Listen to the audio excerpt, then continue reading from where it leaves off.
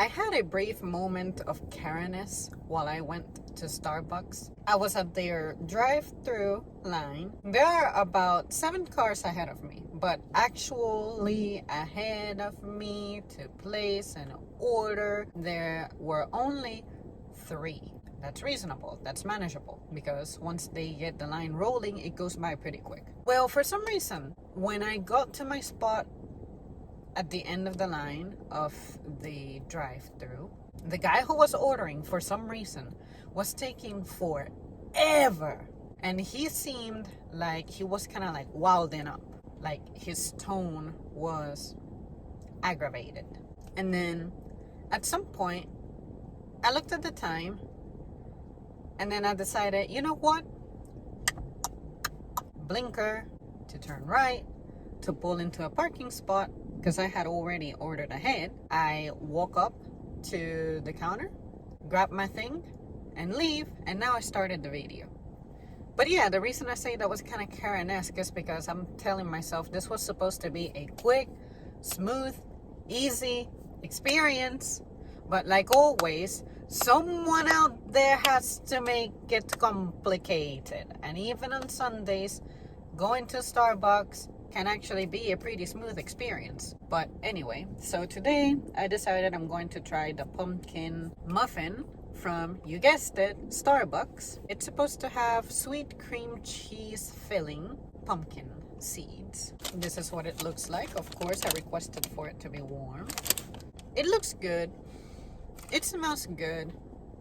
I can tell it's gonna be good, especially the crunchy element that the pepitas are going to bring into it. But for $4, I can definitely get a bigger one at other places that might be a little more desirable than this one. First of all, it's not fair for me to say that before I even try it. What I'm saying is that Starbucks is like so stupid with their prices. At most, this should be like $3. And even then, I would kind of hesitate. But anyway, let's dive into it. That's the point of the video. I can say what I want in my videos. It's good. I'm enjoying it. Now, after taking a bite, that's how much cream cheese is actually present on the thing. It's kind of on the surface. Once again, the core remains dry. And this is actually a pretty soft muffin. There are some muffins that I bite into, and they're kind of crumbly. But as you can see, there's like no crumbling going on with this one. It's good the way that it is. I'm enjoying this much better than the scone. But to make this even better, if I had any skills with muffin production, what I would do is somehow make the cream cheese kind of like spiral throughout the muffin, and then top it off the way that we saw it before I bit into it. Because I think if you give it like a little bit more of a spirally effect, then the core has life to it, as opposed to just being dry and then the fun of the cream cheese is at the top. You know what I mean? So like if you were to do kind of like a swirl of cream cheese, working your way like upward, then you can say that in every bite you will have a degree of cream cheese, as opposed to just the fun is at the top. But anyway, that's just me. Maybe I'm just asking for too much or imagining too much, but I think that would be better. Unless I go to one of them family-run bakeries, which I never do. Given that this is the only muffin I can think of off the top of my head that features cream cheese in their muffin, I will definitely come back for this. I like that the cream cheese itself has like an element of sweetness going on. Now, surprisingly, I'm not feeling the pepitas as crunchy as I thought they would be. So let me take a bite in which I focus on that. Oh man, I took that bite and it was plain, no cream cheese involved, and it's weird. It's almost like it has an eggy flavor.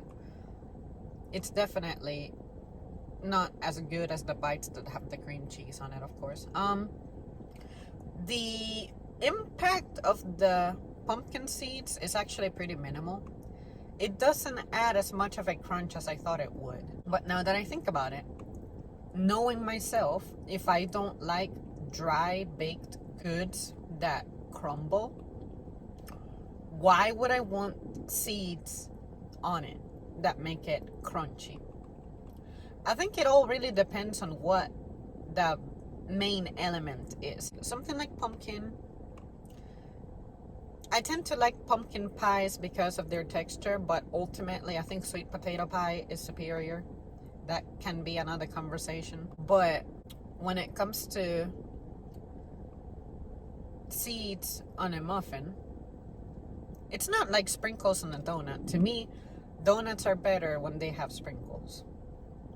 But on muffins, it's not really an enhancer that I'm looking for. So, are the pepitas necessary? Perhaps for the bites that don't have any cream cheese, sure, that can be the boost, but I don't know. I don't find them necessary. But I'm glad they're there, in a sense. I don't know. This turned out to be good, but for some reason that side there is not like the core. The core is actually pretty focused on being pumpkin flavored. There, I just took a bite from the core. I just took another bite off the muffin top, and I swear you guys, the muffin top, it has a bit of an eggy flavor, but the core didn't have that eggy flavor. Ugh. I'm gonna try to finish off the rind of the muffin top with cream cheese, so it's gonna be a slightly bigger bite. But anyways, you guys, I'm gonna finish my review right here. Would I get it again? You know it. Yes, I will. Someone out there needs to make this a systematic technique. Somehow find a way to spiral cream cheese into muffins. And that would be great. Alright guys, I'll see you soon. Thanks for watching.